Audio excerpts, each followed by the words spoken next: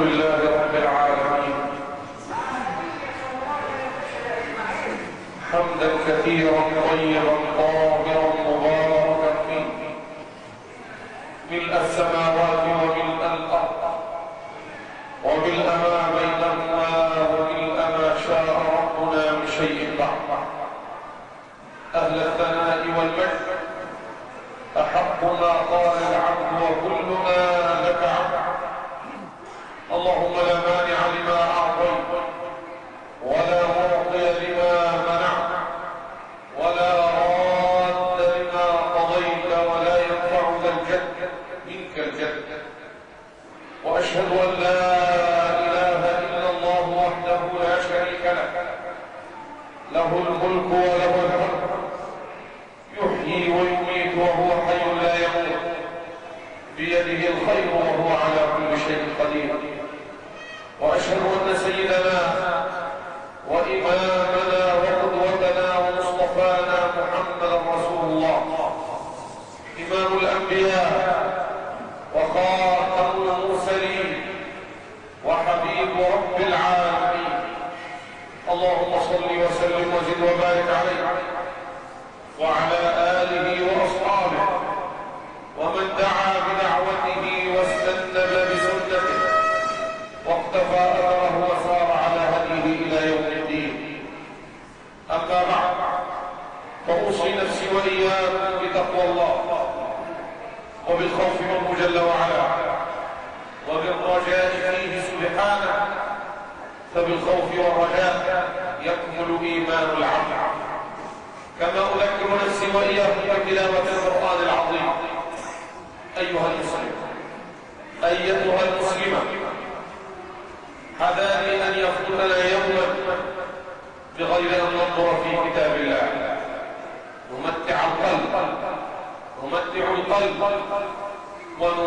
العلم ونمتع الروح ونمتع البدن، فلا سعادة لنا ولا متعة لنا في هذه الدنيا ولا دخول لنا في جنة الله في هذه الدنيا إلا بأن نعيش في رحاب الله، ولن نعيش في رحاب الله إلا إذا عشنا في رحاب كلام الله جل وعلا.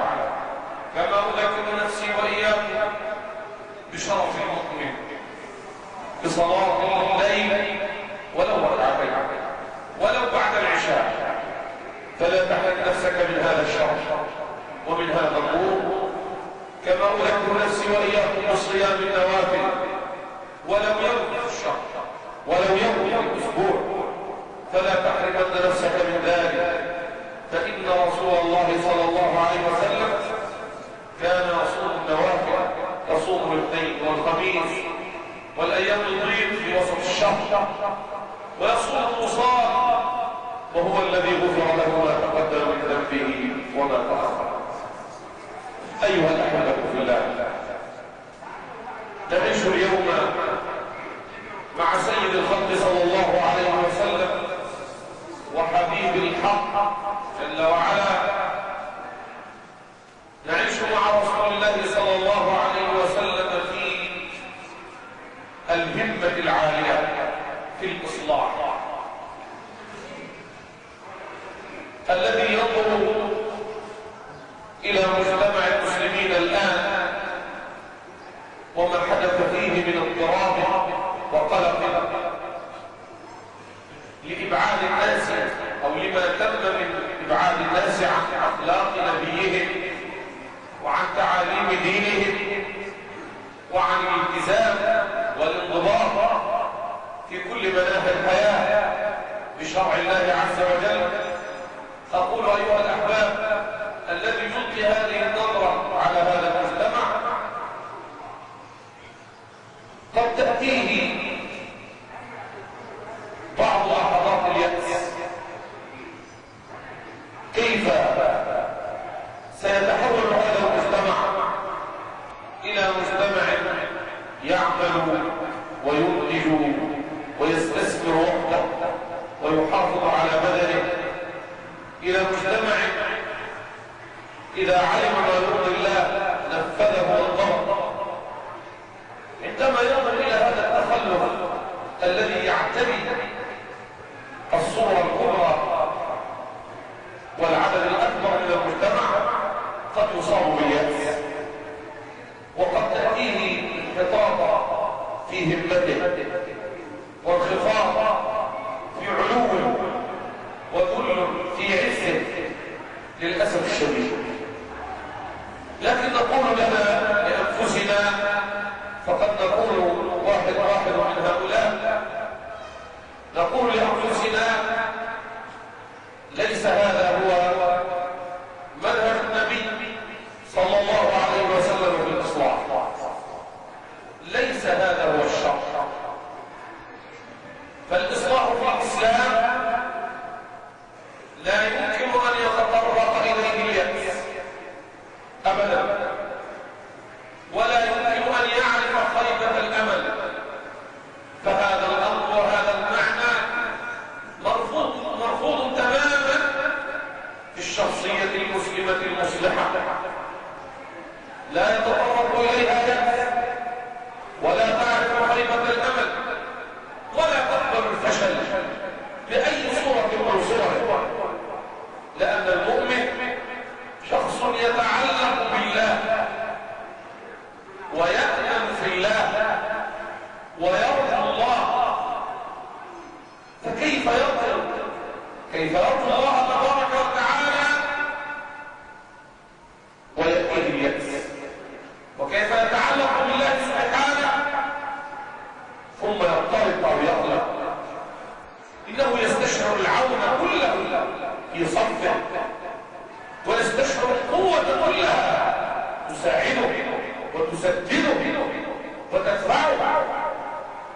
إنه يستشعر الغنى كله، فهو أغنى الناس، فلا يحتاج. لا يحس المصلح أبدا أنه محتاج، لا يحس المصلح أبدا أنه ضعيف، لا يحس المسلم أبدا المصلح أبدا أنه حقير، لا يحس المصلح أبدا أنه قليل أبدا، ولو كان وحده، فإن معه الواحد الأحد الفرد الصمد، معه الغني، معه العزيز، معه الكبير، معه الذي بيده مقاليد كل شيء، معه الذي بيده ملكوت كل شيء، معه الذي يجير ولا يجار عليه.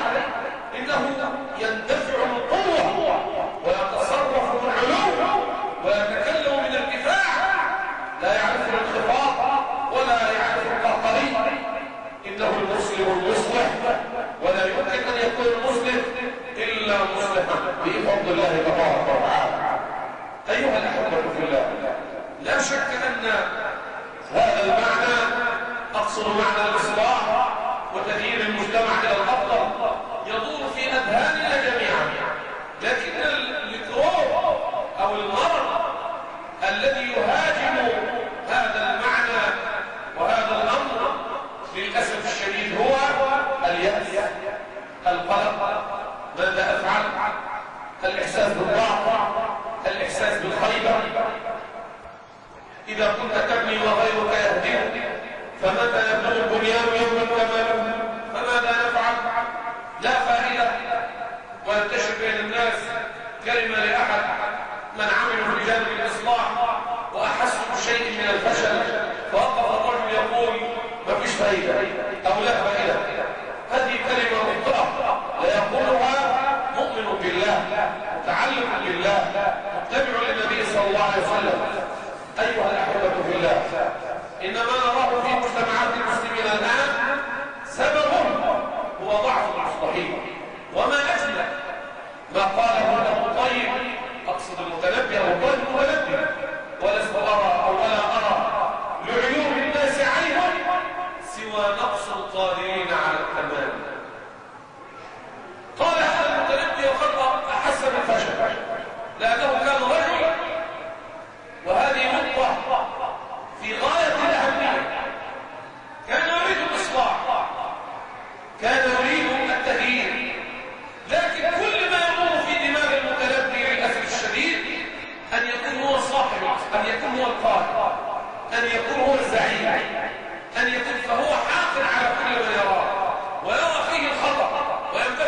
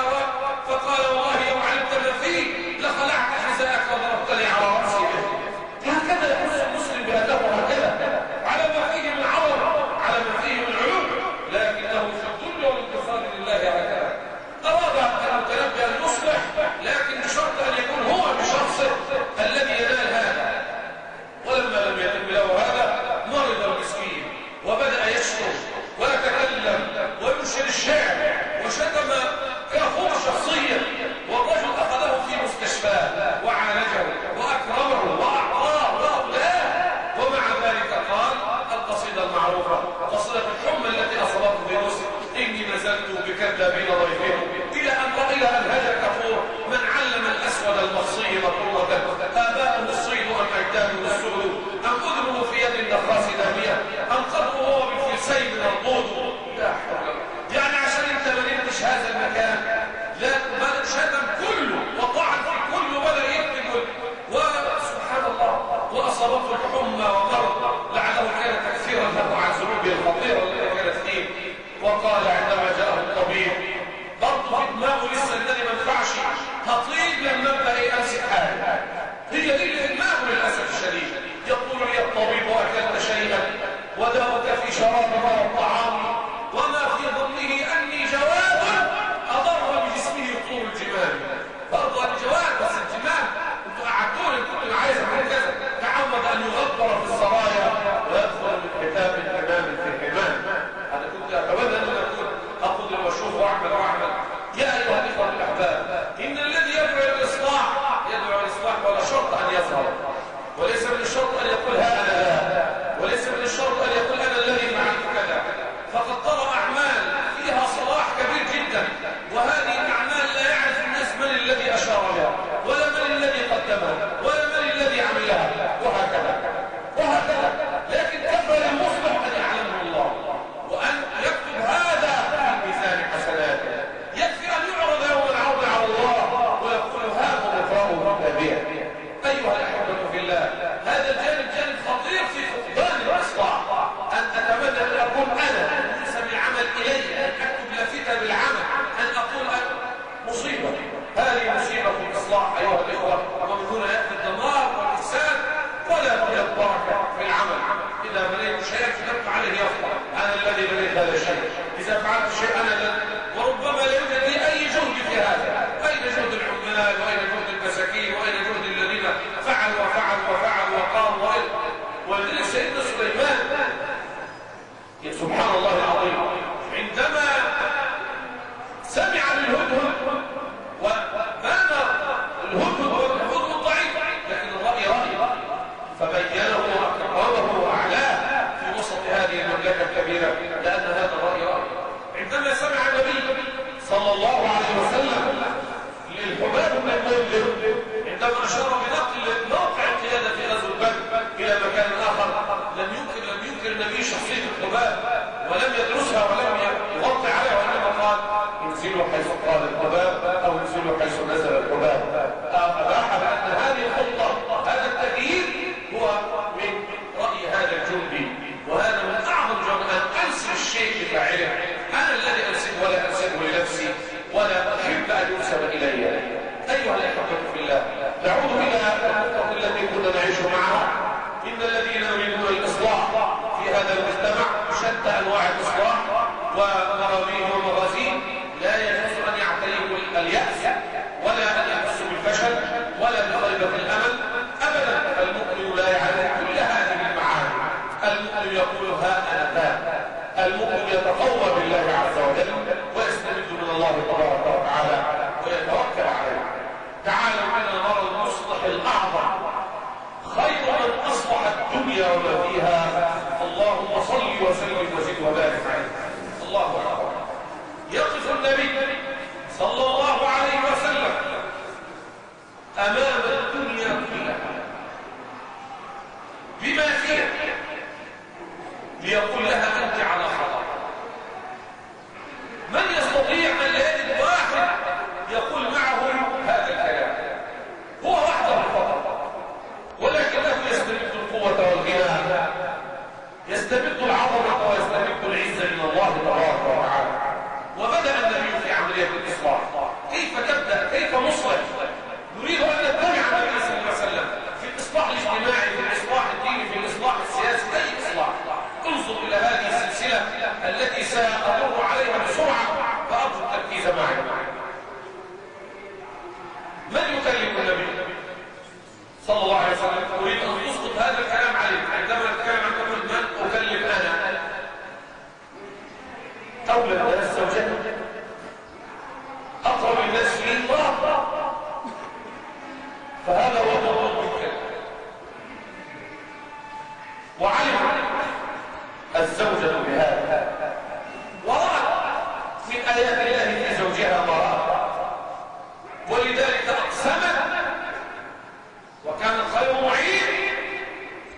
عندما جاء الحبيب من الغار صلى الله عليه وسلم في أول لقاء لجبريل عليه السلام وقالت والله لن يخزيك الله أبدا، إن المرأة هي خط الدفاع الأول عن الرجل، فلا بد من صناعة نساء، لا بد من صناعة أمهات، لا بد من صناعة زوجات.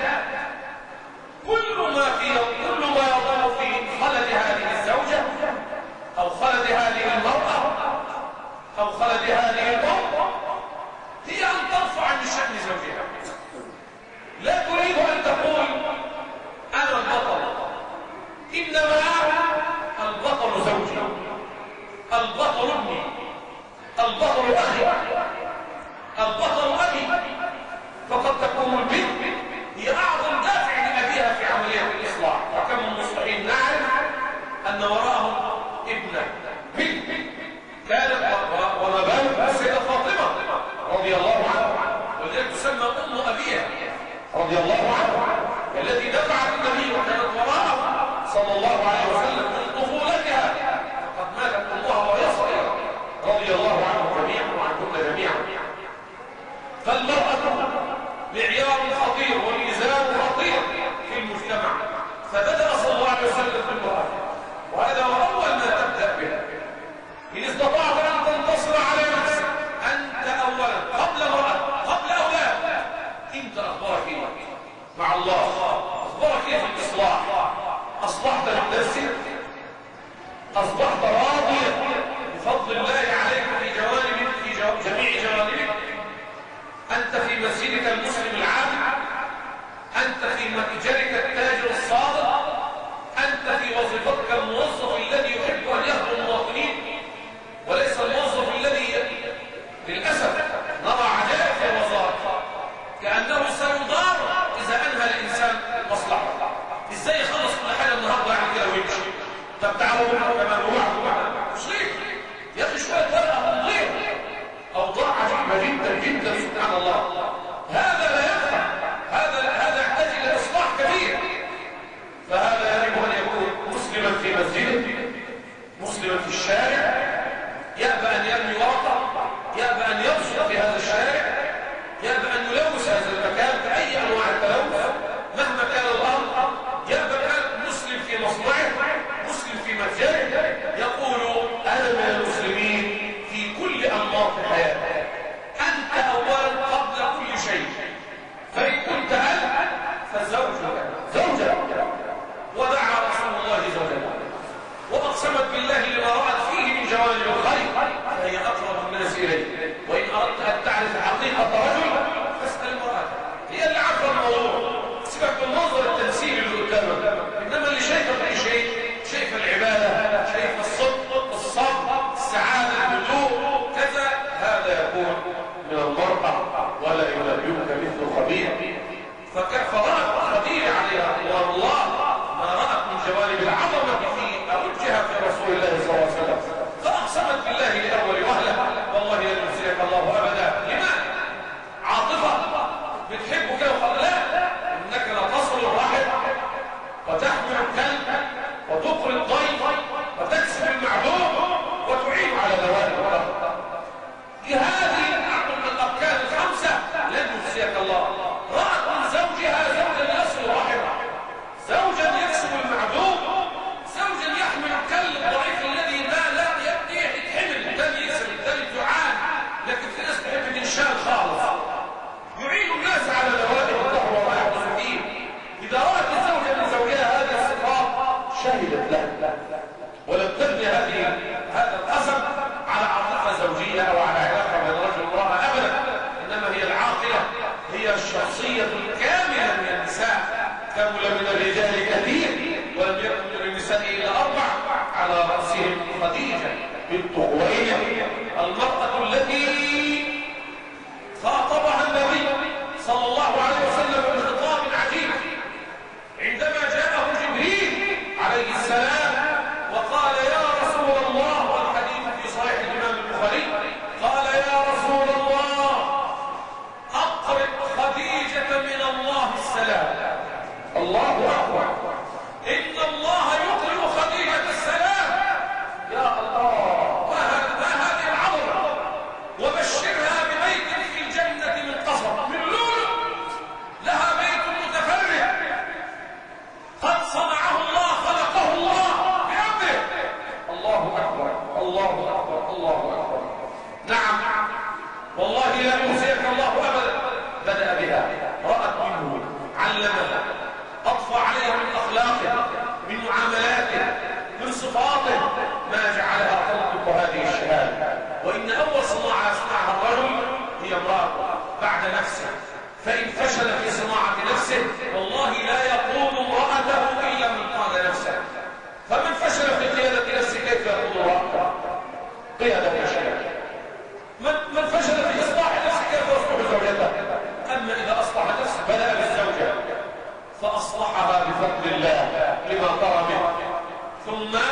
هذه أول شخصية دعيت إلى الله، ثم انتقلت الدعوة رويدا رويدا تمشي ببطء عجيب في تأني غريب، لكن المد بدأ يعمل عملا بأمر الله رب العالمين. مد لا يعدل أي واحد فينا أن له حبيب ولو واحد، صديق قريب واحد فقط، نفر واحد. وبالفعل كان الصديق الرفيق الحبيب عليه رضوان الله، والذي خطبه النبي بقوله: والله يا أبا بكر لو كنت متخذا غير ربي خليلا لاتخذته. فكلم أبو بكر شخص واحد وهو يعلم من صديقه ما يعلم، فالصديق الحق هو الذي كما قال سيدنا علي رضي الله عنه: إن أخاك العبد من كان معك ومن يضر نفسه لينفعك ومن إذا ريب الزمان صدعك شتت شمله ليجمعك. كان هذا في الصديق، إنها صداقة قديمة قبل البعثة، إنه حب متكافئ، إنه سهار البدل في البلد، إنه نور قد يعني كشفت فيها العوار واتصلت فيها الأرواح، والأرواح جنود مجندة ما تعارف منها اختلف وما تناكر منها اختلف. فلا بد أن نكلم صديقي هذا في المعنى الذي أعيشه، لا بد أن نركن إليه. وكل صداقة لا تبقى لله ولا يستفيد منها، لا نستفيد منها علو وارتفاع في ديننا، فهي عداوة ووباء على هؤلاء الأصدقاء. قال تعالى: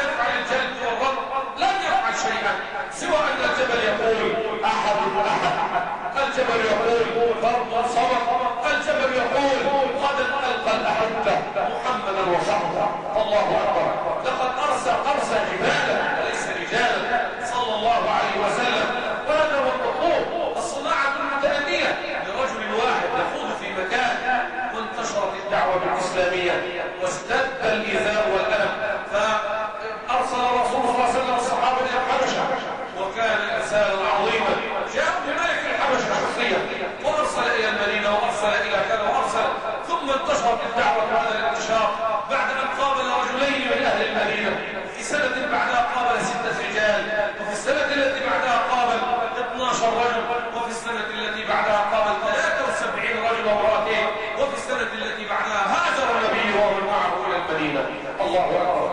انظر إلى التطور العجيب والمد الهادئ القوي والصوت المخفوض العلي جدا، كل هذا في خطوط متوازية لا يطغى جانب على جانب. أنت تعمل في إدارة، تعمل في مصنع، تعمل في مسجد، تعمل في وزارة، تعمل في أي شيء، تبدأ فيها بالإصلاح هكذا. قرب منك أصبح ولو واحد شد من أزلك، ثم قرب منك آخر ثم آخر، ثم ابدأوا في الإصلاح في هذا الأمر، في هذه المدرسة، في هذا المصنع، في هذا المتجر، في هذه الإدارة. سينتشر الإصلاح بإذن الله تبارك وتعالى، بشرط أن تستمدوا قوتكم من الله وعونكم من الله وحفظكم من الله وحراستكم من الله. والله عز وجل وعدنا إنا لا نضيع أجر من أحسن عملا. حاشا لنفس العمل أن يضيع عمل، هذا وعد الله. إنا لا نضيع أجر من أحسن عملا. أي عمل يحسن لا يضيع أجر صاحبه. نعم، وهذا وعد الله أيضا. إنا لننصر رسلنا والذين آمنوا في الحياة الدنيا، في الحياة الدنيا. ركز، ويوم يقوم الأشهاد. فالمؤمن منتصر في الحياة الدنيا ويوم القيامة. وإن كنت جنديا من جنود الله تعمل لرفع دين الله، تصلح لله لا لنفسك، لله لترفع راية التوحيد. من قاتل لتكون كلمة الله هي العليا هو ذا لسبيل الله، هو ذا المؤيد، هو ذا الشهيد. إنما قال رسول الله الرجل يحب أن يرى مقامه وتكون كلمة الله هي العليا. الاثنين يعني وايه؟ عايز برضه نفسه كده وحاجة تقول لي عنه. قال لا، ليس في سبيل الله. من قاتل لتكون كلمة الله هي العليا، من جاهد لتكون كلمة الله هي العليا. والجهاد في شتى المجالات. فهل تفعل لتكون كلمة الله هي العليا أم يرى مقامك، يرى أفعالك؟ تستشعر عين البشر أم عين رب البشر؟ بتستشعر إيه وأنت بتعمل هذا العمل؟ المدير ولا رب العالمين؟ حتى لو كنت تقصد عيون البشر ضعت وضاع عملك ورأيت وأشركت. إن كنت تقصد أن عين الله هي التي تراك فأبشر بخير، فعملك مسدد. ولن تستطيع قوى الله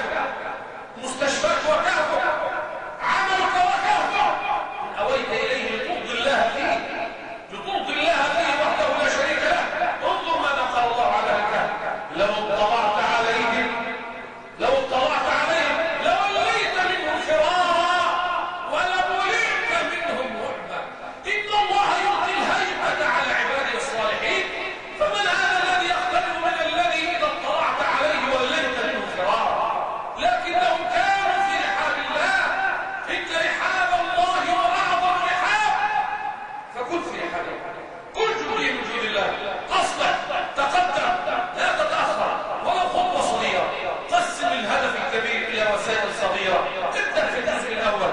بيننا وبين الإسكندرية 200 كيلو، لكنني إذا أردت أن أذهب لابد أن أحرك أول قدم.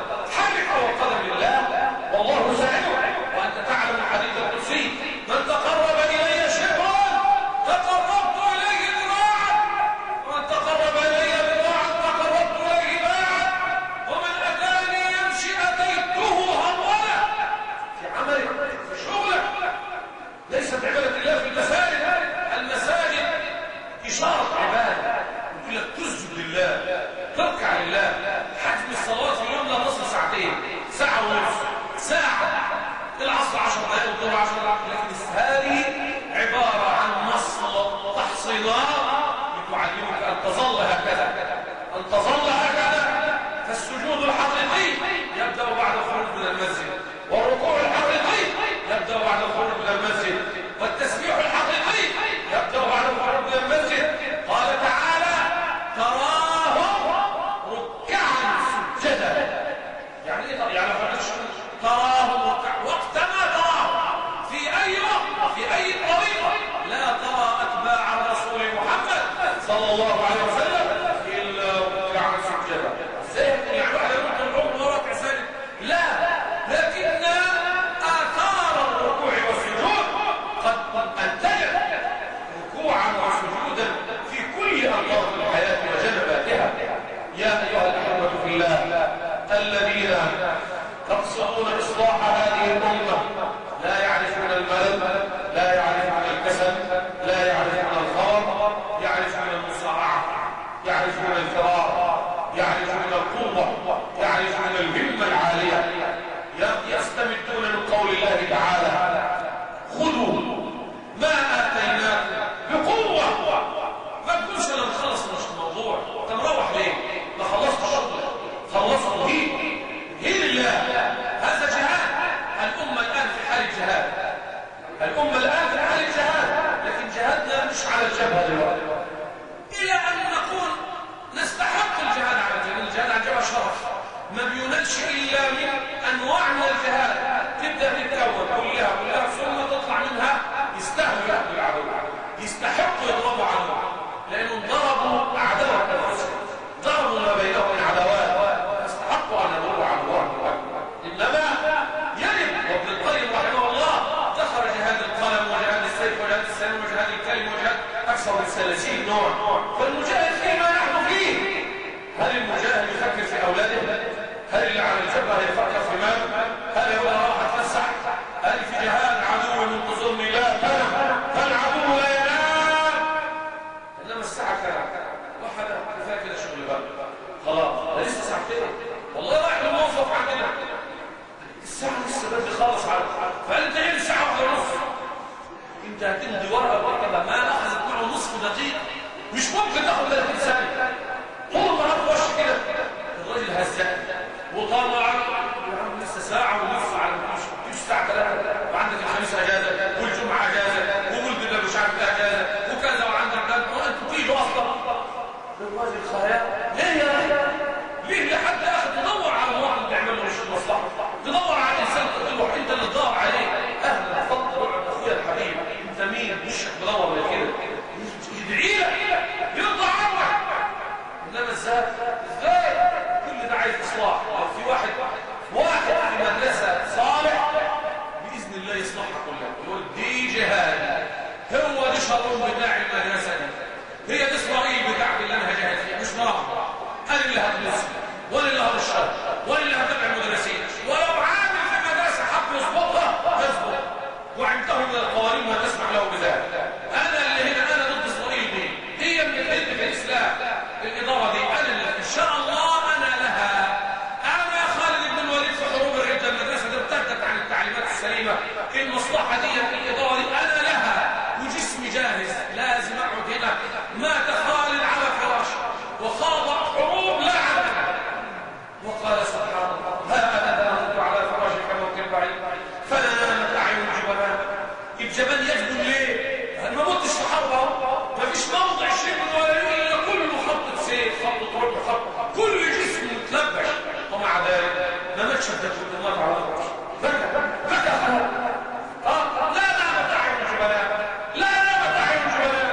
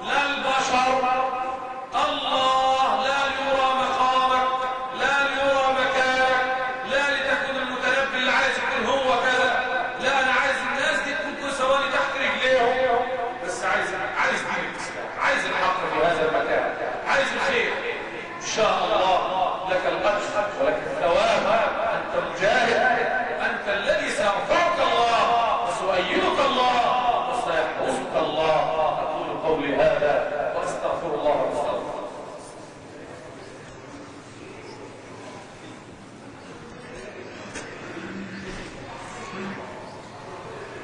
الحمد لله رب العالمين، واشهد ان لا اله الا الله ولي الصالحين، واشهد ان سيدنا وامامنا وقدوتنا ومصطفانا محمدا رسول الله. اللهم اجزه عنا خير ما جزيت نبيا عن قومه ورسولا عن امته ودعوته ورسالته، واجزي اللهم عنا صحابته الكرام خير الجزاء، واجعلنا على آثارهم من المتبعين المقتدين رب العالمين.